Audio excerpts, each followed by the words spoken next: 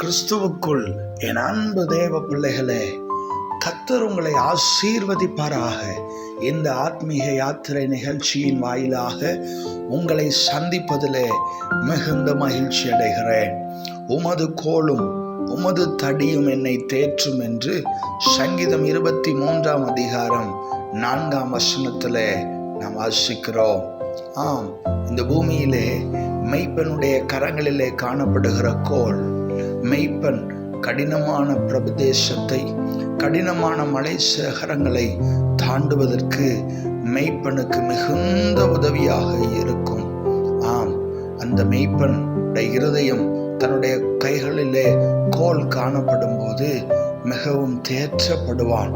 ஏனென்றால் அந்த கோலினால் இலகுவாக எல்லாவற்றையும் தாண்டி தான் நினைத்த இடத்தை சுதந்திரிக்க முடியும்.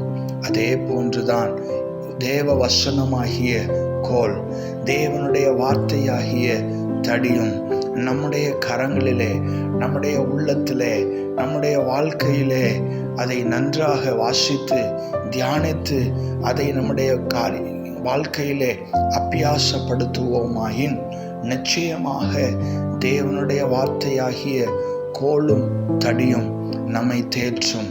நம்முடைய வாழ்க்கை பிரயாணத்திலே நாம் செல்ல வேண்டிய இடங்களுக்கு லகுவாக தேவனுடைய வார்த்தையாகிய கோலும் தடியும் நம்மை அழைத்து செல்லும். உச்சி என்ற உயரமான சிகரங்களையும் சென்றடைய தேவனுடைய வசனம், தேவனுடைய கோல் நம்மை நடத்தும், நமக்கு உதவியாக காணப்படும்.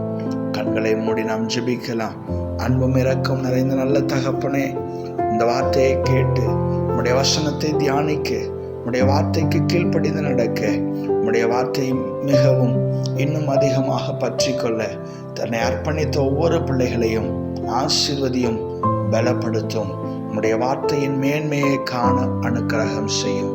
இயேசு கிறிஸ்துவின் இன்ப நாமத்தில் ஜெபிக்கிறேன் ஜீவனுள்ள நல்ல பிதாவே, ஆமேன். God bless you. கர்த்தர் உங்களை ஆசீர்வதிப்பாராக. ஆமேன்.